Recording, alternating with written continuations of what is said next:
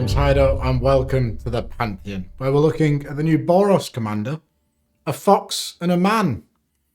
Interesting combination, but it's a very, very cool commander. So without further ado, let's have a look at Mila, Crafty Companion, a 3-mana little fox. Nice and cheap, can get it out early, and the abilities that this guy has are just fantastic. So, whenever an opponent attacks one or more planeswalkers you control, put a loyalty counter on each planeswalker you control. Excellent little enabler for super friends, allowing us to get really, beefy planeswalkers up to their ultimate.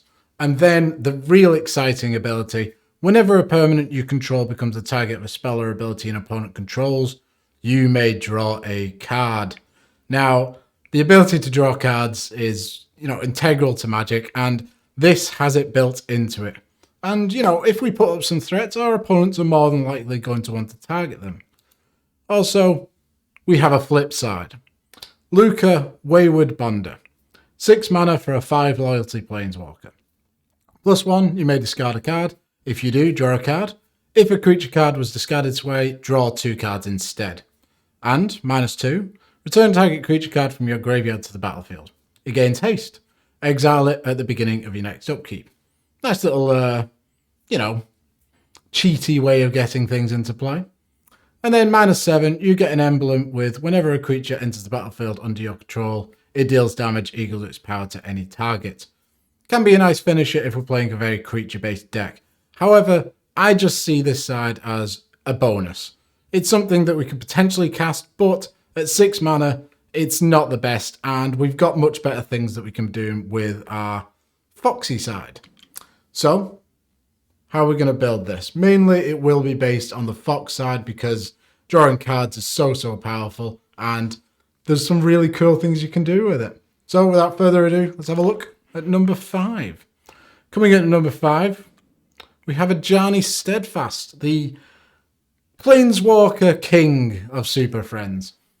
4 mana, gets you a 4 loyalty Ajani. It's +1 until end of turn, up to 1 target creature gets +1/+1, gains first strike, vigilance, and lifelink. So we can get aggressive with our commander if we want, make him into a 3/4, gain some life. We're not really going to win games with that, but the -2, put a 1/1 counter on each creature you control and a loyalty counter on each other planeswalker you control. Now, it's the giving all planeswalkers an extra loyalty counter that we're really interested in. Getting up to that ultimate for most of our planeswalkers will be backbreaking for our opponents. And then he has -7. You get an emblem with, if a source would deal damage to you or a planeswalker you control, prevent all but one of that damage. Even if we ultimate Ajani, it's going to protect all of our planeswalkers. And if we have our commander on the field and that ultimate, our commander gives everything a loyalty counter, but then only 1 damage is dealt to it, so it'll just go down by 1. Very, very cool. Going along with this, we've got Chandra Acolyte of Flame, a 3 mana 3 loyalty planeswalker. 0, put a loyalty counter on each red planeswalker you control. Bit annoying that it's only centered on red planeswalkers, but we have a couple of cool ones like Sarkhan next to her. Then, create 2 1/1 red elemental creature tokens. They gain haste, sacrifice them at the beginning of the next end step. And -2, you may cast an instant or sorcery card with converted mana cost 3 or less. If this card would go to your graveyard, exile instead. So if we've got some removal spells, Chandra can flash them back. Swords to Plowshares, things like that. Sarkhan the Masterless is a 5 mana 5 loyalty planeswalker with a static ability. Ooh. He's like an enchantment, but he dies. Whenever a creature attacks you or a planeswalker you control, each dragon you control deals 1 damage to that creature.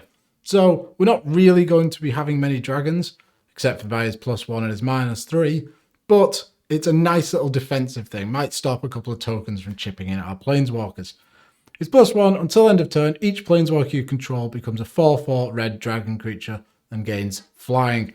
That will win a lot of games. If we get a massive board stage of about 8 planeswalkers, swing in, it's tons of damage. 32 to be exact. And his -3, create a 4/4 red dragon. So, nice bit of defense, works well with his passive, and we can get in with some damage with it. Ugin the Spirit Dragon is probably, in my opinion, the best planeswalker ever printed. I absolutely love him. and he is crippling in so many ways. 8 mana gets you a 7 loyalty planeswalker. He's +2, he deals 3 damage to any target. That's fantastic. Gets him up to 9 loyalty and probably removes a commander or another key creature. It's -X. Exile each permanent with converted mana cost X or less that's 1 or more colours. Now, this will wipe our board of all our planeswalkers, but we can easily rebuild from there, and our opponents will be absolutely devastated. He's -10, so you plus him once he goes to 9. You only have to give him an extra loyalty counter, and then he can ultimate straight away. You gain 7 life, draw 7 cards, and put up to 7 permanent cards from your hand onto the battlefield. Ultimating Ugin feels incredible. Like, that is such an advantage, and I'd highly recommend it. Another couple of planeswalkers here. Elspeth Knight Errant, 4 mana for a 3 loyalty planeswalker. Give me a second. 4 loyalty. My mistake. Anyway, her +1, put a 1/1 white soldier creature token onto the battlefield. Nice bit of defense. +1, again, target creature gets +3/+3 and gains flying. So our commander could be chipping in for lots of damage in the air, potentially taking down other planeswalkers our opponents control. Then -8, you get an emblem with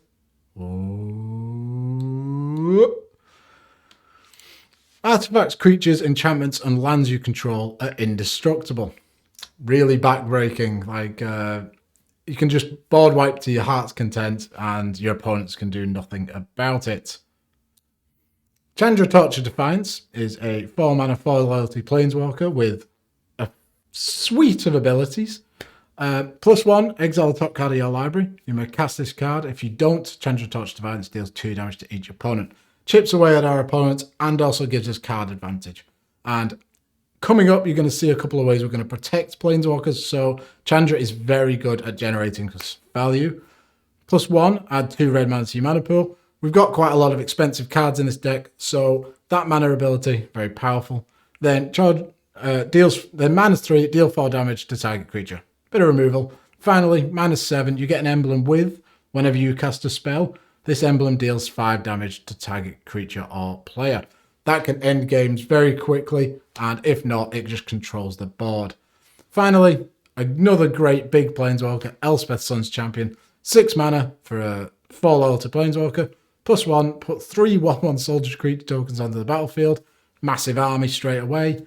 -3, destroy all creatures with power 4 or greater. So our commander is only 2 power. We can keep our commander on the field while wiping out the rest of our opponent's field. And then finally, -7, you get an emblem with creatures you control, get +2/+2, and have flying.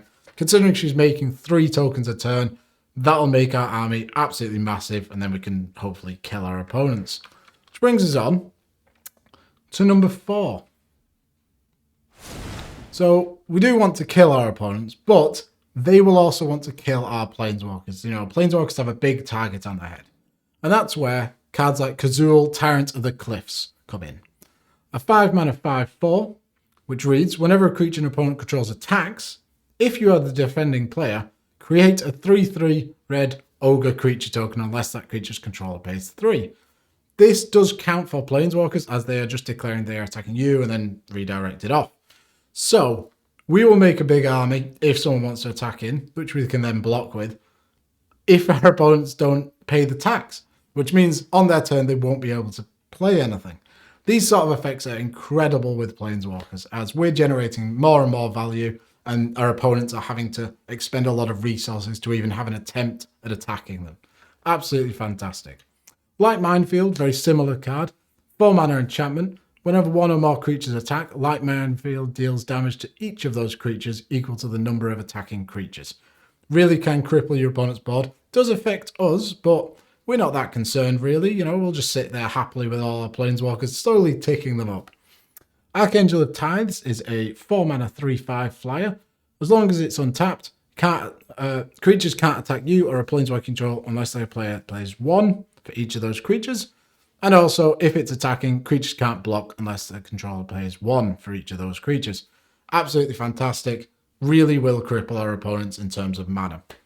Mangara, the Diplomat, is a 4 mana 2/4 with lifelink. Whenever an opponent attacks with a creature, if 2 or more of those creatures are attacking you or a planeswalker you control, draw a card. So, doesn't exactly tax our opponents in terms of mana, but they won't want to attack in because they don't want to give us some cards. Very, very cool. Whenever an opponent casts their second spell each turn, draw a card. So again, just incidental card draw. It's exactly what you want in Boros. Here we go, couple more, because we really want to, cripple our opponents in terms of mana. Baird Steward of Argive is a 4-mana 2/4 with Vigilance.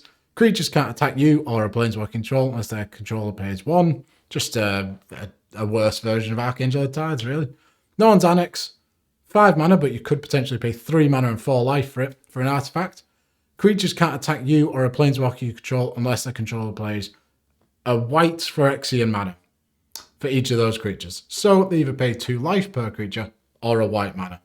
Really quite good, can really cripple our opponents. Finally, Gideon Jura is a 5-mana 6 loyalty planeswalker, and the main reason we want to be playing him is the +2. During target opponent's next turn, creatures that player controls attack Gideon Jura if able. So, while Gideon may die to all of the creatures, flying in at him, he will be at 8 loyalty. So it's pretty hard, but your opponent won't be able to attack any of your other creatures, which is incredibly good. Finally, his other abilities, -2, destroy target tap creature, so that's a bit of removal. And until end of turn, Gideon Jura becomes a 6/6 human soldier creature token that's still a planeswalker. Prevent all damage that would be dealt to him this turn. Can get in for a bit of chip damage. Brings on to number 3. And this spell is fantastic. It really, really blows out your opponents and can protect everything on your board. Comeuppance is a 4-mana instant that says, prevent all damage that would be dealt to you and planeswalkers you control this turn by sources you don't control. If damage from a creature source is prevented this way, Comeuppance deals that much damage to that creature. If damage from a non-creature source is prevented this way, Comeuppance deals that much damage to the source's controller. So, there's a lot of applications for this. Say our opponents are swinging in with a bunch of 4/4s, 2/2s. Comeuppance will blow them all up, kill everything, because they're dealing 4 damage to themselves. But if our opponents, they've gone crazy infinite, they've got a bunch of mana, they cast a massive Banefire targeting you. Well, you cast Comeuppance, and Comeuppance will then prevent that damage and deal all of that damage back to them. It's an absolutely wonderful spell. Similar, we've got a couple of cards here that can protect our board state or, help us get back into the game. Semester's End is a 4-mana instant from Strixhaven. Exile any number of target creatures and or planeswalkers you control. At the beginning of the next end step, return each of them to the battlefield under its owner's control. Each of them enters the battlefield with an additional 1/1 counter if it was a creature, or an additional loyalty counter if it's a planeswalker. Absolutely great, saves your board state and also buffs up your planeswalkers. Say you've minused a couple, they're dwindling down at 1 loyalty. This can get them right back up to their starting loyalty with a couple more. Teferi's Protection, absolute classic, very expensive card though. 3-mana instant, until your next turn, your life total can't change and you have protection from everything. All permanents you control phase out, which means they just don't exist. You then have to exile Teferi's Protection, because being able to bring that back over and over again would be quite depressing. Finally, Elspeth Conquers Death is a really cool removal spell with a bit of added value tacked on. 5 mana to Saga, so it comes in on the first chapter, exile target permanent and opponent controls with converted mana cost 3 or greater. Gonna hit the biggest thing on the field, really good. Then, non-creature spells your opponents cast cost 2 more to cast until your next turn. Nice bit of protection, any board wipes, any sort of removal is gonna cost a lot more. Finally, number 3, return target creature or planeswalker card from your graveyard. Put a 1/1 counter on a creature or a loyalty counter on the planeswalker. Really good, really gets you back into the game. Which brings us on to number 2. Dejeru with Eyes Open. Now, we've got a lot of planeswalkers, but sometimes you want a silver bullet planeswalker. Say you want Yurugan to wipe the board. Dejeru does it all. He's a 5-mana 4/3 with Vigilance.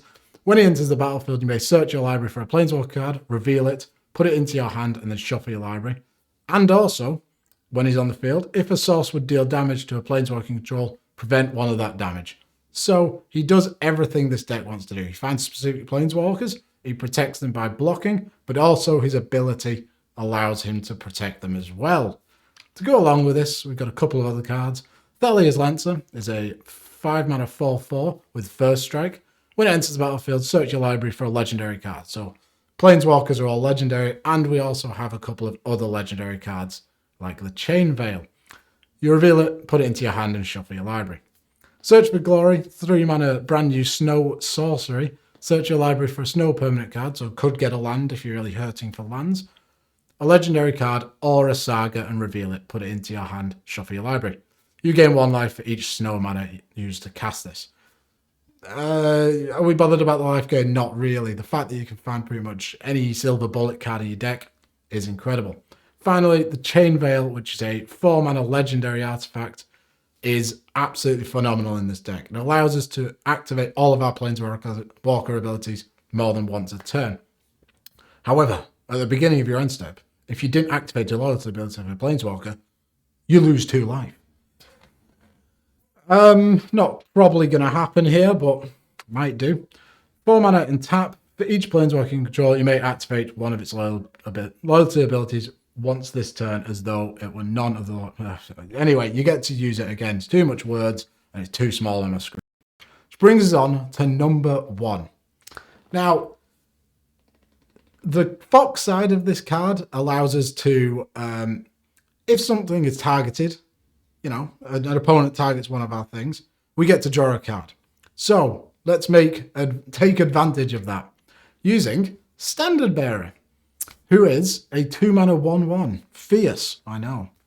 But if an opponent plays a spell or ability that would target a flag bearer in play, that player chooses at least 1 flag bearer as a target.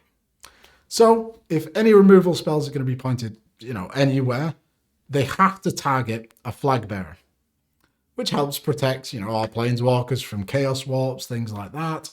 Any sort of creature removal has to target the Standard Bearer, but we've got some tricks. So, Ring of Evos Isle is a 2-mana artifact equipment.